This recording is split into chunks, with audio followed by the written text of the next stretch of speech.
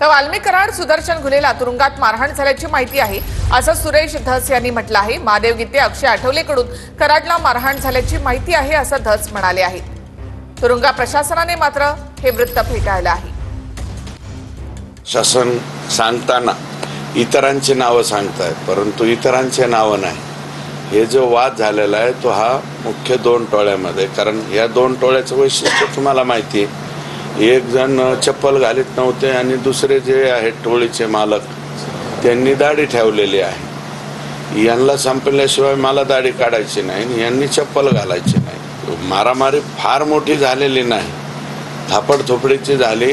नंतर काहीतरी कर्मचारी वगैरे गेले आणि पण धावाधावी मात्र सगळ्यांचीच एकामेकावरती झालती आणि थापडथोपड सुद्धा दोन्ही गटाची त्या ठिकाणी झालेली आहे। बाजूच्या किंवा यांच्या तो महादेव गीते किंवा अक्षय आठवले यांना VIP ट्रीटमेंट दिल्याची चर्चा आतापर्यंत कधी झाली नाही। VIP ट्रीटमेंट कोणाला दिली जाते तर आकाला दिली जाते।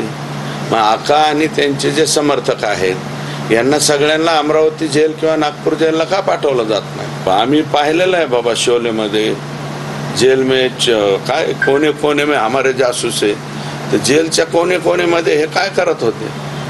आणि कालिया चित्रपटात वगैरे हाणामाऱ्या बघितल्या होत्या आम्ही।